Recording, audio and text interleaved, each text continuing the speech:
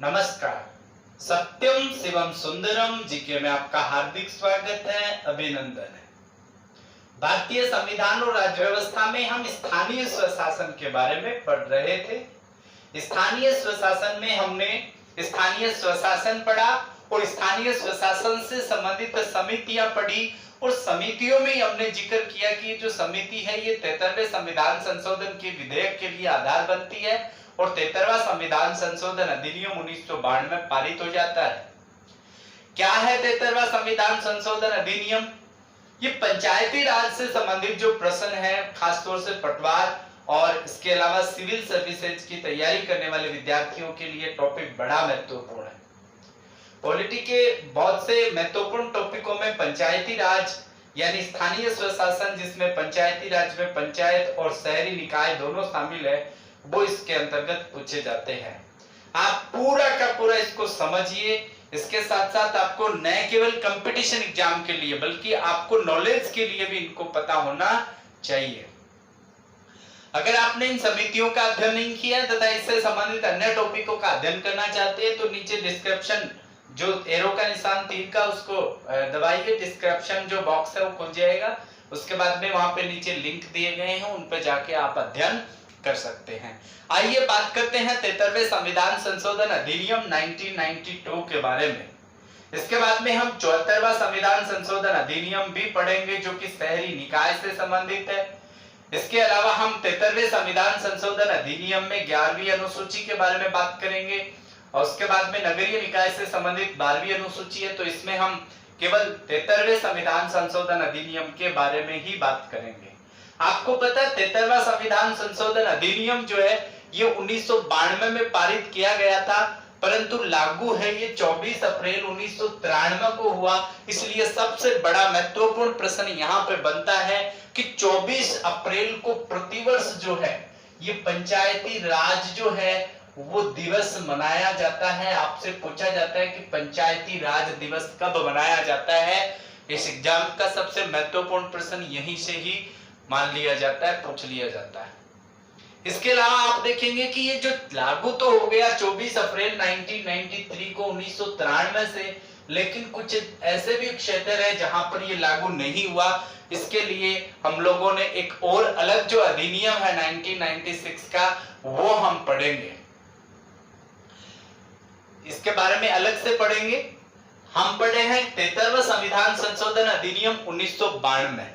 आपको पता है कि 73वां संविधान संशोधन अधिनियम 1992 है, ये संविधान के भाग 9 में है। कहां है? पंचायती राज संविधान के भाग 9 में।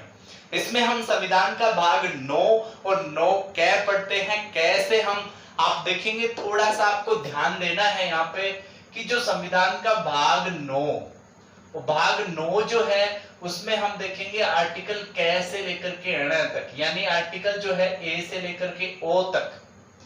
ओ के बाद में हम आगे जो है संविधान का जो भाग है ये 9 कै पढ़ते हैं और 9 कै में हम उसके बाद में तय से लेकर के आगे के जो आर्टिकल्स है वो इसके अंतर्गत पढ़ते हैं।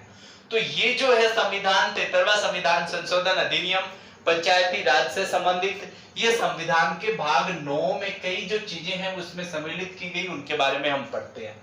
ध्यान देना कि ये संविधान संशोधन अधिनियम क्यों किया गया, क्या उद्देश्य था इसका। तो हमने जितनी समितियां पढ़ी, समितियों में हमने बार बार जिक्र किया कि जो पंचायती राज है पंचायती राज को संवैधानिक दर्जा दिया जाना चाहिए। तो यही एक उद्देश्य था। इस संविधान संशोधन अधिनियम के द्वारा पंचायती राज संस्थाओं को क्या दे दिया गया? संवैधानिक दर्जा है वो दिया गया। ये सबसे बड़ी महत्वपूर्ण बात थी इस अधिनियम की। और पंचायती राज को संवैधानिक दर्जा यानी संविधान में ये संविधान संशोधन के द्वारा क्या कर दिया गया? संवैधानिक दर्जा प्रदान कर दिया गया। सबसे बड़ी सबसे महत्वपूर्ण बात।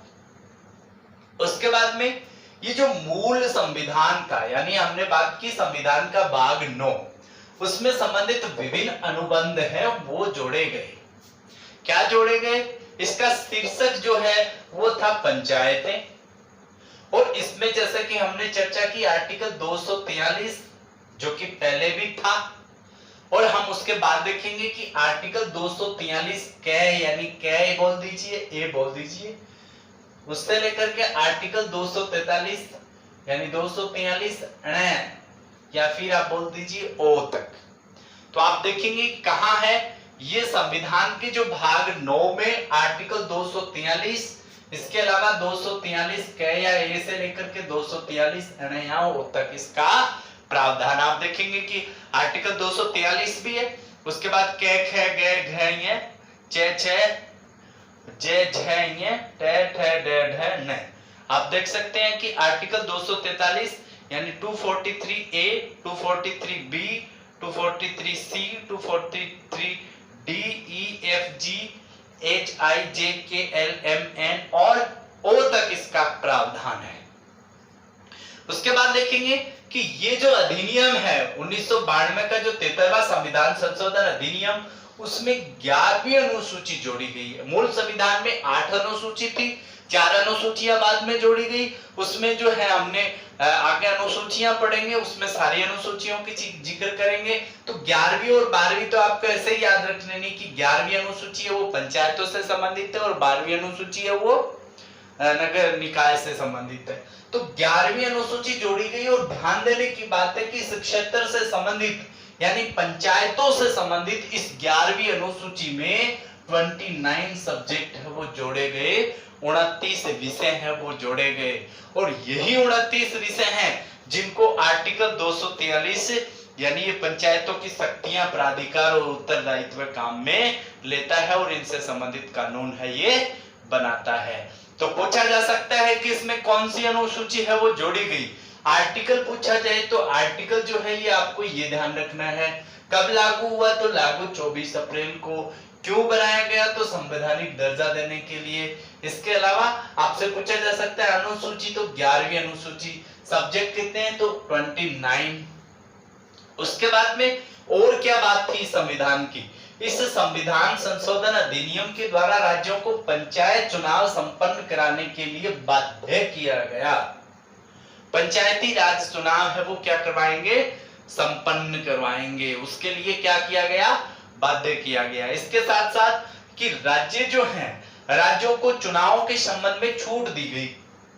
चुनावों के संबंध में छूट दी गई, क्या छूट दी गई कि वे आवश्यकता अनुसार स्थानीय निकाय गठित करके और उनमें शक्तियां हैं उनका स्थानांतरण कर सकते हैं आवश्यकता अनुसार। और यही रीजन है, इसको हम आगे पढ़ेंगे कि यही रीजन है कि जो स्थानीय निकाय गठित करने की जो शक्तियां हैं वो की गई। इसी प्रकार से हम देखते हैं कि ये जो स्थानीय निकाय हैं जो है इसके संदर्भ में, तो उनकी जो है कहीं पे 1 स्तरीय, कहीं पे 2 स्तरीय, कहीं पे 3 स्तरीय, तो कहीं पे 4 स्तरीय निकाय हैं वो भारत के राज्यों में हैं। अब ये देखते हैं इसके अंतर्गत और भी बातें हैं। उससे पहले हम देखते हैं कि जो अनुच्छेद है वो कौन से जोड़े गए। ये मूल संविधान के भाग 9 में ये जो अनुच्छेद है 243, 243 ये तो पहले से ही था। उसके बाद में जैसे कि हमने चर्चा की और जो है ये जोड़े गए हैं, भाग 9 में जोड़े गए आर्टिकल 243 कै/ए, ठीक है, यानी इसमें किसका जिक्र है, ग्राम सभा का। तो इसमें पूरी बातें हैं वो समझाई गई है, ग्राम सभा क्या होगी, ग्राम सभा की क्या संरचना कैसी होगी, ग्राम सभा में कौन लोग शामिल होंगे, ग्राम सभा तो हम अलग से ही एक चैप्टर पढ़ेंगे। ग्राम सभा, ग्राम सभा क्या होती है, ग्राम सभा की बैठकें कब होती है, कोरम के इसके लिए कितने, मतलब जो गणपूर्ति के लिए कितने सदस्य होने चाहिए, ठीक है, ये सारी चीजें हैं वो ग्राम सभा के टॉपिक में पढ़ेंगे। उसके बाद में पंचायतों का गठन है वो आर्टिकल 243 कै/बी, ठीक है, उसमें कै कह दीजिए, बी कह दीजिए। उसके बाद में आप देखेंगे ग्राम पंचायतों का गठन है वो इसके प्रावधान है आर्टिकल 243 कै/बी में। उसके बाद में आप देखेंगे आर्टिकल 243 कै, इसमें पंचायतों की संरचना है कि पंचायत वो कैसी होंगी, कितने स्तर की होंगी पंचायतें, तो कहीं पे 1 स्तर है, 2 स्तर है, 3 स्तर है, 4 स्तर है, तो संरचना का जिक्र है वो आर्टिकल 243 कै/सी में किया गया है। इसके अलावा जो पंचायतें हैं उनमें स्थानों का आरक्षण है, आरक्षण की व्यवस्था है वो की गई है। कुछ राज्य हैं आपको पता है आरक्षण जो है महिलाओं के लिए जो आरक्षण का प्रावधान है, इसके अलावा यानी अनुसूचित जाति जनजाति के लिए जिन विधान मंडलों में जो आरक्षण का प्रावधान है वही आरक्षण का प्रावधान है, वो इसमें भी लागू कर दिया गया। तो आरक्षण से संबंधित व्यवस्था इस आर्टिकल में जोड़ी गई। इनके अलावा पंचायतों की जो अवधि है, यानी कितने साल के लिए उनका गठन किया जाएगा, तो उनके कार्यकाल से संबंधित अवधि आदि से संबंधित जिक्र आर्टिकल 243 ई में है, वो की गई थी। ठीक है, ये भी की गई है, ये भी आपको ध्यान रखना है। उसके अलावा आप देखेंगे कि आर्टिकल 243 जो 6/F जो है वो सदस्यता के लिए निहारताएं, योग्यताएं नहीं है, निहारताएं हैं। यानी जो विधान मंडल के जो सदस्य हैं उनके लिए जो निहारताएं हैं, अगर वैसी ही निहारताएं उनके लिए भी निर्धारित की गई है तो ये उसके लिए हैं। उनके अलावा जैसे कि हम जिक्र कर रहे थे कि ये जो 29 सब्जेक्ट हैं, इनसे संबंधित जो शक्तियां हैं, आपको पता है कि पंचायतों की शक्तियां, प्राधिकार और उत्तरदायित्व है कि उनको उनके विषय पर कानून बनाने का अधिकार है, उनके अनुसार कार्य करने का अधिकार है, वो आर्टिकल 243 6/G के अनुसार दिया गया। उसके बाद में आप देखेंगे कि आर्टिकल 243 J/H, इसके अंतर्गत क्या किया गया कि पंचायतों के द्वारा कर अध्यारोपित करने की शक्तियां है वो दी गई है, कि कर है उनसे संबंधित और उनकी विधियां, कर अध्यारोपित करने की शक्तियां और उनकी विधियां जो है कि किस विधि के तहत वो ग्रहण करेंगे, वो भी इसके अंतर्गत आता है। इनके अलावा आर्टिकल 243 J/I बड़ा इंपॉर्टेंट है और आपको इसको बड़े महत्वपूर्ण तरीके से याद भी रखना है। हम डिटेल में पढ़ेंगे कि इसके लिए वित्त आयोग का गठन किया गया, राज्य वित्त आयोग का गठन किया गया, कौन राज्य वित्त आयोग का गठन करते हैं, कितने सदस्य, कितने समय के लिए, क्यों किया गया, सदस्यों के संदर्भ में अन्य जो बातें हैं वो हम अलग टॉपिक पढ़ेंगे। राज्य वित्त आयोग आपको लिंक में मिल जाएगा, आप राज्य वित्त आयोग पढ़ सकते हैं। तो इसमें वित्तीय स्थिति के पुनर्विलोकन के लिए वित्त आयोग का गठन किया गया। पंचायतों से संबंधित राज्य वित्त आयोग जो कि क्या करता है, इनको जो वित्तीय शक्तियां प्रदान करता है। इनके अलावा 243 जो है J जो है, इसके अंतर्गत पंचायतों के लेखाओं की संपरीक्षा से संबंधित है। इनके अलावा ये भी आपका जो है बड़ा महत्वपूर्ण आर्टिकल 243 K, तो इसमें पंचायतों के लिए निर्वाचन की बात कही गई कि जो है इसमें पंचायतों के चुनाव संपन्न करवाने के लिए बाध्य किया गया। 5 साल के लिए चुनाव किए जाएंगे। इसमें भी ये ध्यान देना कि पंचायतों के जो चुनाव है, हम पूरा डिटेल से पढ़ेंगे, नगर पालिका, नगर, ठीक है, परिषद, जिला परिषद है, इसके अलावा पंचायत समिति है, ग्राम पंचायत है, इनके चुनाव संबंधी। तो ये जो चुनाव है, चुनाव के संदर्भ में बात कही गई कि 5 वर्ष बाद में चुनाव किए जाएंगे, उससे पहले चुनाव हो जाने चाहिए। इसके अलावा कि अगर उपचुनाव होते हैं तो ये देखेंगे कि 6 महीने से अगर कम समय बचा है तो उपचुनाव नहीं होंगे। इसके अलावा 6 महीने से अगर टाइम है, जैसे मान लीजिए 3 साल के लिए सरपंच का चुनाव हो गया, त्यागपत्र दे दिया, अन्य किसी कारण से पद खाली हो गया, तो उसके बाद में चुनाव है वो संपन्न करवाए जाएंगे। लेकिन ये जो कार्यकाल है वो 2 साल के लिए जो बचा हुआ कार्यकाल है उसी के लिए ही होगा, न कि आगामी 5 साल के लिए। सबके लिए बाद में एक साथ चुनाव है वो होंगे, इसका भी आपको विशेष ध्यान है वो रखना है। तो ये जो बातें हैं वो किस में कही गई है, आर्टिकल 243 K में कही गई है। आर्टिकल 243 जो है वो L जो है, इसमें संघ राज्य क्षेत्रों का लागू होना, यानी केंद्र शासित प्रदेशों के संदर्भ में। उसके बाद में आर्टिकल 243 जो है, ठीक है, उसके अंतर्गत में इस भाग का जो कतिपय क्षेत्रों का लागू न होना, कौन से क्षेत्र है जहां पर ये लागू नहीं होता है। 243 जो है ये इस भाग के कुछ क्षेत्रों पर लागू नहीं होता है। तो आइए चर्चा करते हैं ये कौन से भागों पर लागू नहीं होता है। ये जो है आर्टिकल 243 है वो कौन से क्षेत्रों पर लागू नहीं होता है। जैसे कि आप लोग देख रहे हैं, इसमें 243 M के अनुसार भाग 9 पंचायत से संबंधित प्रावधान कुछ राज्य क्षेत्रों पर लागू नहीं होते हैं।